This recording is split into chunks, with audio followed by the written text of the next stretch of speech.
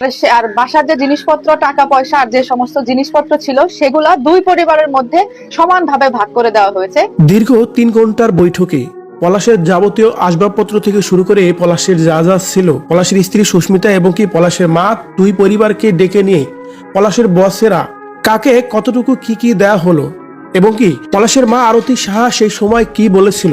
Viewers, এই বিষয়ে জানতে সম্পূর্ণ ভিডিওটি দেখে সঙ্গে থাকুন। ছিল, তবে 3 ঘন্টার বৈঠক হয়েছে, সেটা আর কি। বৈঠকে আরো কি আলোচনা হয়েছে? পলাশ ঘটনা নিয়ে সোশ্যাল মিডিয়ায় অনেক বেশি আলোচনা সমালোচনা হয়েছিল। বলা হয়েছিল পলাশ এই কাজ মোটেও ঠিক করেনি, কারণ একজন মানুষের জীবন দিয়ে আসলে সবকিছুর সমাধান কখনোই হয় না। পলাশ যদি চাইতোই তাহলে তার বউকে ডিভোর্স দিয়ে হলেও সে এই দুনিয়াতে বেঁচে থাকতে পারত। অন্যদিকে পলাশের মা এবং কি সুস্মিতাকেও নানানভাবে দোষারোপ করা হয়েছে। তার কারণ বলা হয়েছে এই দুইটা মানুষের মধ্যে একজন মানুষও যদি ভালো থাকতো তাহলে পলাশকে এই দুনিয়া থেকে বিদায় নিতে হতো না।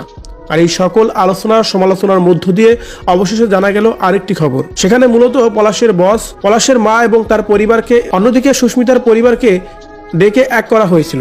তাদের সামনাসামনি বৈঠক করা হয়েছে। দীর্ঘ 3টি ঘন্টা বৈঠক করা হয়েছে তাদেরকে নিয়ে। সেই বৈঠকের মধ্যে পলাশের যত যাবতীয় আসবাবপত্র থেকে শুরু করে যা যা ছিল সবকিছুই সুস্মিতা এবং কি পলাশের পরিবারকে সমান ভাগে ভাগ করে দেওয়া হয়েছে। কাউকে কোনোভাবেই ঠকানো হয়নি। এতে করে আরতি সাহাও যেন কোনো কিছুই বলেননি, তার কারণ তার সেই সব জিনিস নিয়ে কোনো প্রকার আফসোস ছিল না। অন্যদিকে আরতি সাহা মানে পলাশের মাকে বলা হয়েছিল আপনি কি এ বিষয়ে কোনো পদক্ষেপ নেবেন কিনা পলাশ ঘটনা নিয়ে। তিনি বলেন এ বিষয় নিয়ে কোনো প্রকার মামলা করার কোনো ইচ্ছা আমার নেই, তার কারণ যে চলে যাবার সে চলে গেছে। এই বিষয়টি নিয়ে এখন আর কথা বলেই বা কি হবে। আর সেই মুহূর্তে র্যাবের ওই বড় কর্মকর্তা পলাশের মাকে অনেক বেশি স্বাগত জানান এবং কি ধন্যবাদ দেন। তার কারণ পলাশের পরিবার অনেক ভদ্র এবং অত্যন্ত সহনশীল পরিবার। তারা আসলে কোনো প্রকার ঝামেলার মধ্যেই যেতে চায় না। তারা শান্তিপ্রিয় একজন মানুষ।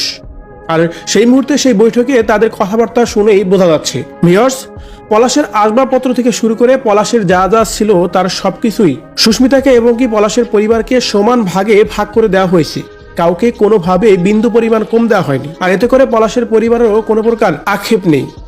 তারা মন খুশি করে সবকিছু দিয়ে দিয়েছে এবং কি শেষ পর্যায়ে এসে র্যাবের ওই কর্মকর্তা সুস্মিতার সাথে পলাশের পরিবারকে মিলিয়ে দেয় এবং কি তাদের মধ্যে যত প্রকার ভুল বোঝাবুঝি ছিল তার সবকিছুই যেন অবসান করিয়ে দেয়। এই বিষয়টাকে আসলেও আপনি কিভাবে দেখছেন অবশ্যই কমেন্ট করে জানাবেন কমেন্ট বক্সে।